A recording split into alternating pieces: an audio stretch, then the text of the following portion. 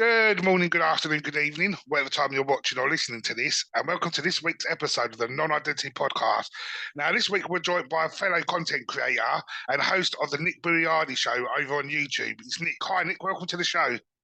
Hey, thanks for having me. I'm so grateful to, being here with you. And we're very grateful to have you. Before we get into the YouTube show, can you just explain to everyone who you are and where you grew up? Right. I was born and raised here in the Philippines. Before starting a podcast or even starting a media company, I was working with a logistic company here in the Philippines. And around around a year and a half or two, I have this itch just to start another podcast because I before that I started a podcast around the pandemic times, the dark days is um but that didn't work out. I started around again around 2021, still haven't panned out. Now I'm trying my third time right now, and hopefully that people would like it now, or even my creativity improves on somehow. But the goal is to share the people that they're not alone on their journey.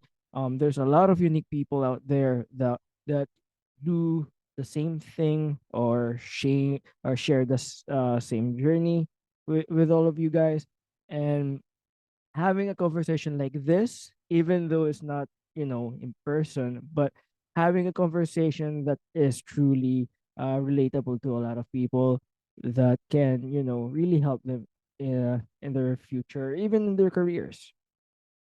Oh, I totally agree with that because, like I said to you, the point of this platform is just to allow anyone to share their stories. And even if someone's story helps one other person, I feel very rewarded by that because I think a lot of people, when they go through journeys, a lot of time they feel like they're on their own. But it's nice hearing someone else's story and knowing people go through the same situations and there is support and advice out there. So I think what you're deciding to do with your YouTube show is an amazing thing.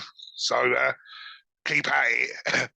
Thank you for that. But I think not a lot of people have this like community like ours. Like when I started to join around that year, around 2020, I've really felt at home at some sense. I really felt a community because a lot of people starting to do podcasts, but some people do the podcast without really actually, mission behind it. Just they like to be on camera, like to talk about anything or anything. But the real point of this podcast, or the real point of doing a podcast, is to share your stories to a lot of people and helping a lot of people in some ways, in shape or form. No, exactly. I went on your channel earlier on, and I see your coming soon trailer has you in rehab and stuff. Was you in an accident or anything? And can you go into that? Yeah. I was in a basketball or even sports accident where I tore my ACL.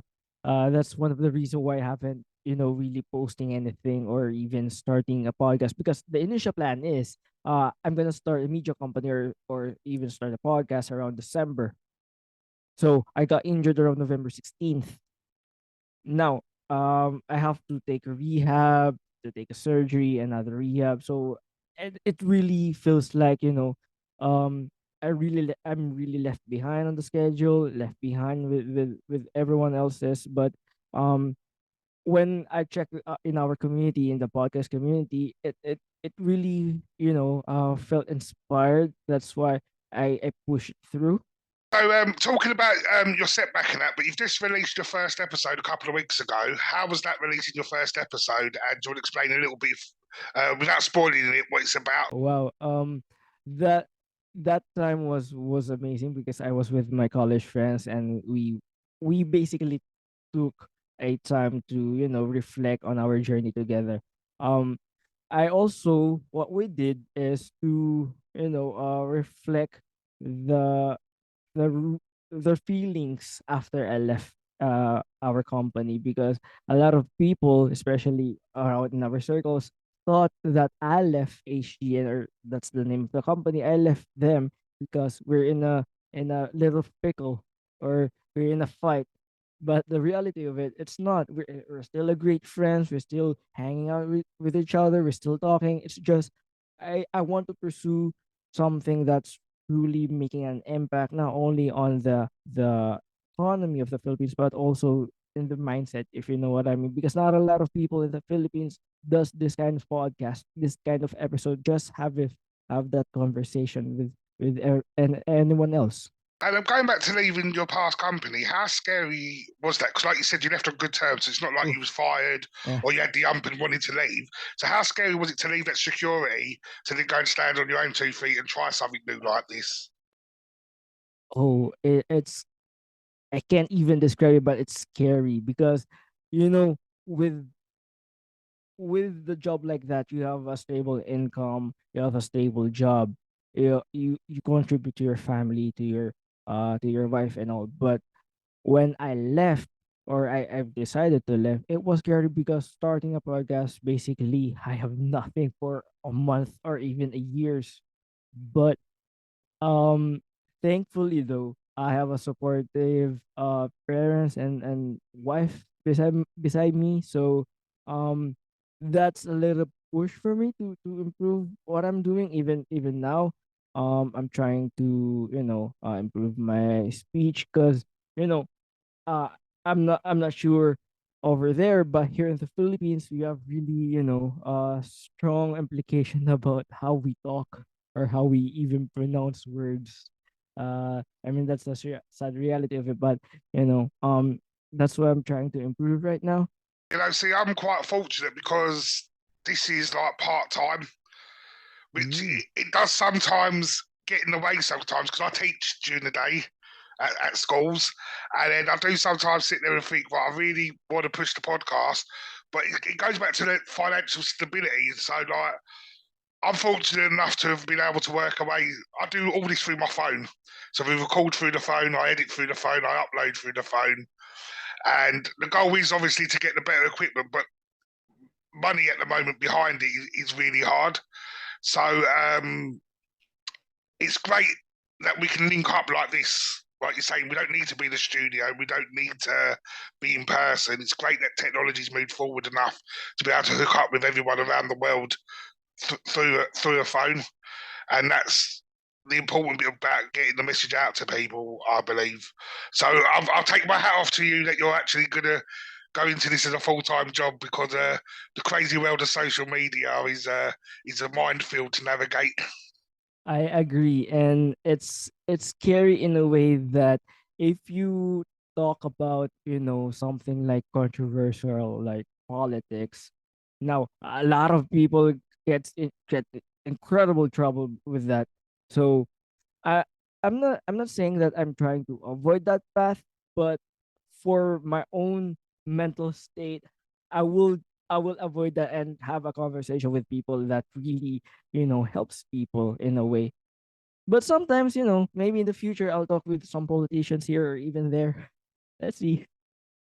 So this is the problem, because like we all want free speech, but then some people take it too far and then they ruin it for the That is rest of true. us, and then they ruin it for everyone else. So it's like, I think you can have those controversial discussions if it's done correctly and done respectfully. Mm-hmm. I mean, that's the thing though, right? Respect. Because a lot of people, let's say, talk about thinking about, I don't know, like for the royal family. Like, some people really respect the royal family, some people don't. But the problem is, if you push that boundary, you push that freedom of speech to discredit or even plainly disrespecting the royal family, a lot of people really don't like it.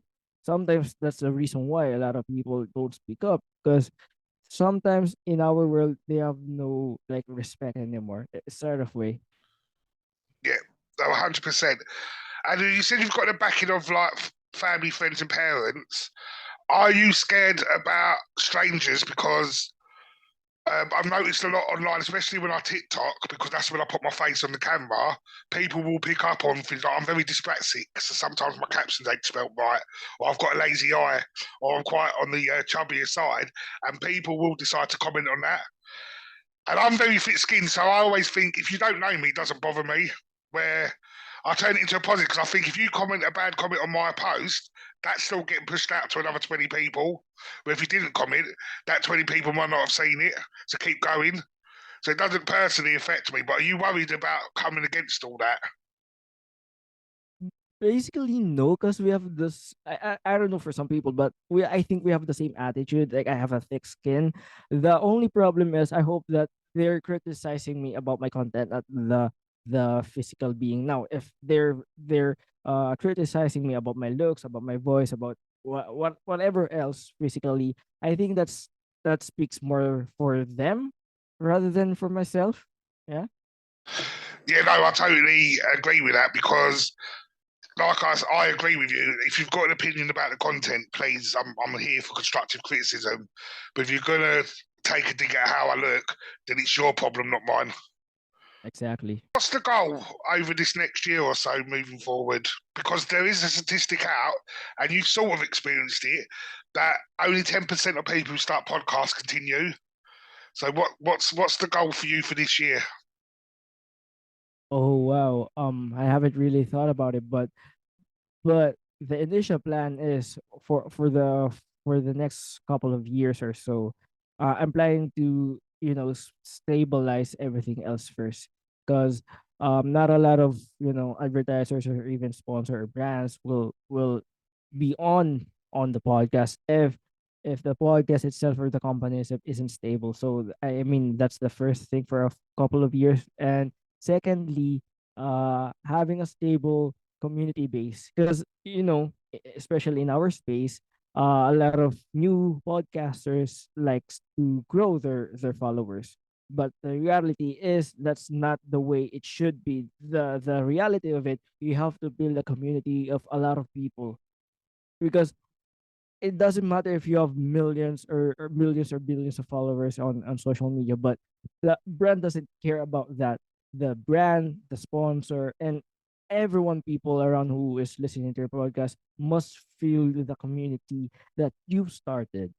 So it doesn't matter if you're, rich or you have or equipment.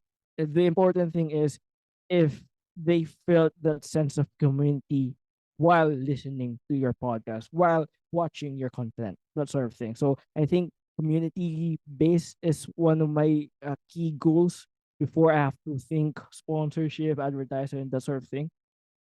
No, I totally agree with that because I sort of feel the same. So I know a lot of people get bogged down with numbers. Like, so my TikTok following, I think's incredible. It's over 50,000.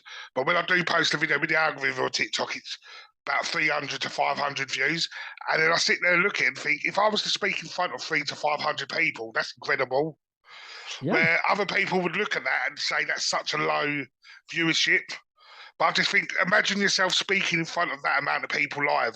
How scary, and the fact that they're all listening. So I appreciate every view I get. I appreciate every guest that comes on to give their time. I'm not a numbers person, where I think a lot of people are more interested in what's your following, what's your numbers, and I think we don't live life like that. yeah. So I I think totally I agree with the think community. True, and I think, like, for example, for our community, for our audience, I think they more are resonated with this, with your story, and the reason why you're inviting guests like people like me. It has to be resonated with a lot of people, not just for yourself, or not just for just increasing the followership, but it has, your content have to be resonated with a lot of people. No, exactly. And the fact that you've decided to change career paths and move forward, and obviously you got injured as well. How's that affected you, your mental health, and how are you coping with that? Oh, my mental health for the past, I don't know, 5 months has been horrible, to say the least. Because when when you feel like you're doing nothing, because basically if you injured your knee, you can stand up, you can walk, you can basically do anything. You just laying in the bed, have no choice, and do the exercises that the doctor recommends. So that really went south for me. What helps though is uh I watch a lot of podcasts, but the way I watch podcasts is different. I think during that time because I wanted to start a podcast, so I dissect every episode. So how uh how the creator thinks about the content, or how they construed their thinking process, that sort of thing. So it helps, especially when you watch a lot of mental health specialists over there that can really help me during those dark days. No, 100%. And going back to that, because you've been a creator yourself, how responsible do you feel when you're handling someone else's story? So, like with these, I try and keep these as raw as possible. A lot of the time, I edit myself out because I listen back and think, well, I'm talking a bit too much. We're here for the guest, but obviously, as a self editor, you're sort of perceiving the episode from your point of view, but you're dealing with someone else's story. Do you feel there's pressure on you for that? Because I do sometimes. No, especially, yeah, I agree, because sometimes, even though you have this uh experience firsthand, but it's important to let the guests feel that they're welcome, that the podcast is open for a lot of things. The podcast is open for everything that they want to talk about. So what I do is, I try to listen more. Then, if I saw the opportunity that I can share my story, then I'll do it. But it's all about, listening to them. But it's easier than than doing it, to be to say the least, because um I'm still struggling on how to intersect, how to share my story, that sort of thing. Um, yeah, that's one of the things I have to improve, though. I feel you. Media company, what's the goal behind the media? Are you looking to bring other creators on board to make a network? Are you looking to help produce others? What's the goal behind the media company?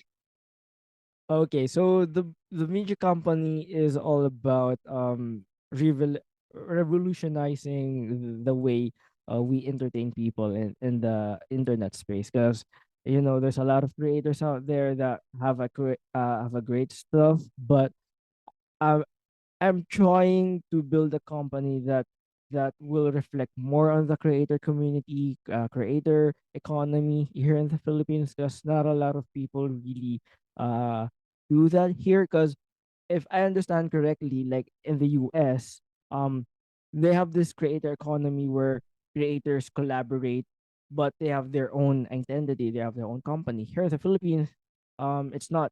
So it's individually. They collab, but they're in their own individual space. So what I'm trying to do is build like a SNL form of entertainment, or even having or creating a podcast that that truly inspires to a lot of people to start a company, or even dealing with mental health. Because for now, that's the number one goal, is to create a content that is focused on mental health and focus on helping people in a ways that doing like this inspires them. Because, like, I don't know about you, but when I read some certain comments, like comments like, oh, you helped me going through this, or you helped me with this stuff, it's kind of a heartfelt, a heart melting moment, because that you help people from afar, even though we're just talking like this. I'm just yapping about some certain things, but when I read those comments, or read those uh reflection, it really uh motivates me more to do great things. So the reason why I started a media company is to get uh other content creators to be on board, to short films, short movies, that sort of thing.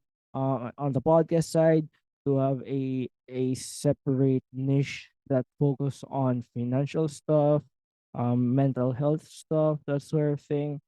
um that's basically the goal of the company is. But right now, I'll focus on this podcast for itself. I'm gonna focus this show for now. Then maybe around 6 months or a year from now, I'll be back here and talking about a new show that I'm producing. Yeah, no, 100%. Would love. Once we spoke to a guest once, I always say you're part of the non-identity family, so you'll be welcome back on anytime you want. Thank you. No worries. Before we wrap up, Mhm. if obviously people can find you on YouTube, and we'll put the link in the description below. Is there any other ways people can contact you? Yeah, so if you're in the Philippines, you can check the www.barellano.com. That's www.barellano.com, or you can even check our Facebook page. It's facebook.com at the Nick Barellano Show. It's facebook.com at the Nick Barellano Show. And we'll make sure all descriptions are, all links are in the description. Sorry. Just before we go, I've got one last question, and this question I ask every guest: if you could be remembered for one word and one word only, what would it be and why? Oh wow. Uh, I well, can I take a minute to think? Maybe courage, because that's what we need right now. The We need a lot of people that have courage to do crazy things. So what I'm doing right now is kind of crazy, and I hope that a lot of people will resonate with that and really, build a community around it.